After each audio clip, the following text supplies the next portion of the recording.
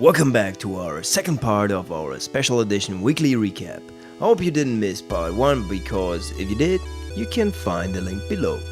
In this episode we'll look at Minigore 2 Zombies by Mountain Sheep Incorporated, Ziggy Putts by phime Studio, bitDungeon by KintoGames, King of Opera by Tuokio, Pocket RPG by Tasty Poison Games, Busted by PIM Entertainment, and Heroes of Loot by Orangepixel. Great, another night. Let's start this episode with one monster of a game highlight, Minigore 2 Zombies. Seriously, what a fun game. I was expecting only good things from the creators of Ice Rage, but Minigore 2 blew my mind. It is exactly the game that I was looking for to blow off some steam with a quick session of zombie killing. It all starts with you being surrounded by zombies and you only have your trusted machine gun to fight them off. Obviously, the more you kill, the better it is. Eventually, these nasty little undead start dropping off some gold and weapons. These weapons are much needed since there seems to be no end to all those zombies spawning around you.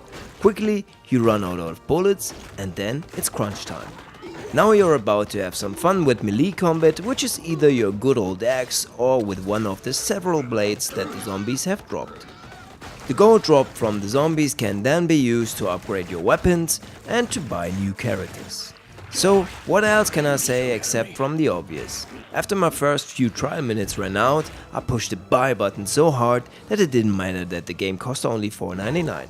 It could have been more, it could have been less, I wouldn't have noticed. Buy Minigore 2 and start chopping off some zombie heads for yourself.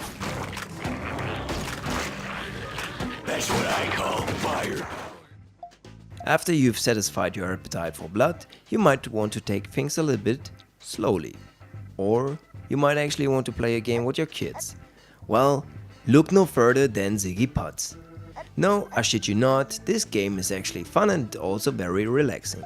In Ziggy Putts you are a somewhat neurotic hedgehog who has to putt golf balls into the hole. On your way to said hole, you come across several snacks like mushrooms, apples and melons, which you can eat. After some time, Ziggy needs to master more and more difficult courses and the going gets tough. I was really surprised by Ziggy and couldn't put it down for several levels. I just had to putt that next ball into the hole and imagine how much fun this would be for a kid. Ziggy Puts is actually a fantastic example for a family-friendly game on the OUYA. Try it out for yourself.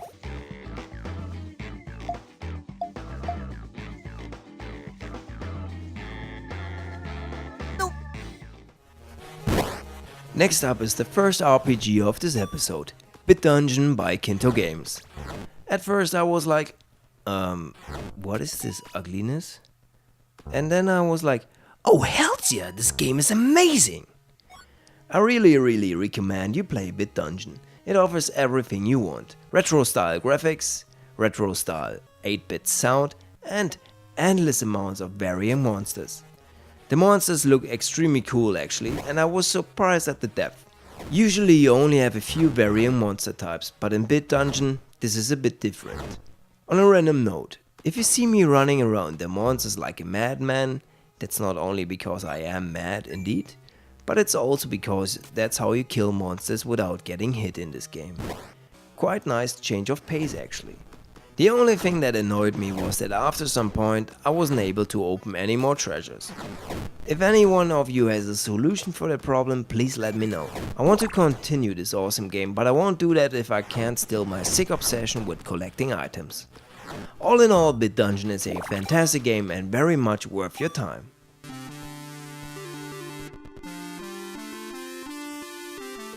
Our next game, King of Opera, is a multiplayer game which also offers a single player game. Yet, King of Opera is better when you play it against your friends or foes. Your goal is to always be the singer in the spotlight, but your movement is very limited. You can only turn around your own axis or run. When you run against one of your opponents, you can push them over the edge and steal their literal spotlight. In the beginning I found the movements rather hard to understand, but after a few games I started to get a hang of it. King of Opera offers a very good alternative to all those other multiplayer games and should make for a few fun hours with your friends. So, I mentioned that we have more than one RPG in this episode, and here comes the next one. Pocket RPG. Pocket RPG is a little bit different from bitDungeon since the graphics are 3D and the entire feel is more modern. That of course isn't a bad thing.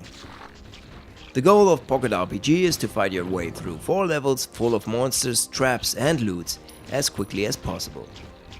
You actually get rewarded for making faster runs with as many slain monsters as you possibly can. After you've finished, you start anew with newly randomized levels and new challenges. That feature makes Pocket RPG the perfect game if you only have a small amount of time. Pocket RPG can be bought for $4.99, but to be quite honest with you, I couldn't find out what you get in return.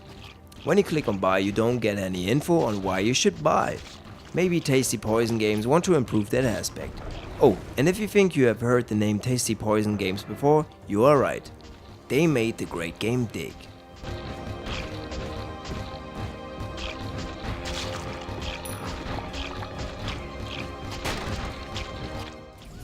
Okay, so you are really short on time? Pocket RPG is still too long? Well, how about Busted? Busted is a pretty cool game in which you try to escape from the police and collect money on the way. Oh, and there are also obstacles and oncoming traffic. At first I was hesitant if Busted could be any good, but it actually is a fun casual game that is also quite challenging. Try it out for yourself.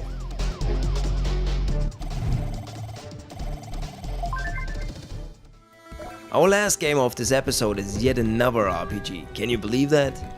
Heroes of Loot follows the adventures of 4 naive adventurers who get their biggest joy in life from looting dungeons. If only looting was easier and did not involve any monsters, the lives of these 4 little fellas would be so much easier. It would also be way less fun to play this game. You control one of these 4 soon-to-be heroes and fight your way through hordes of monsters, hoping to come across that one big treasure that will make it all worthwhile in the end. As you might have guessed from the other RPGs in this episode, I have a strong tendency towards RPGs, and Heroes of Loot was no exception.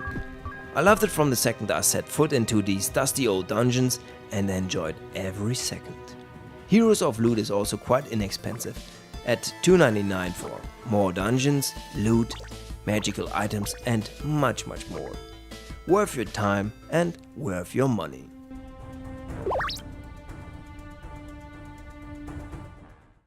The end of this review also marks the end of this episode. Make sure you subscribe to our channel, thumb up this video and visit us at dayoftheouya.com.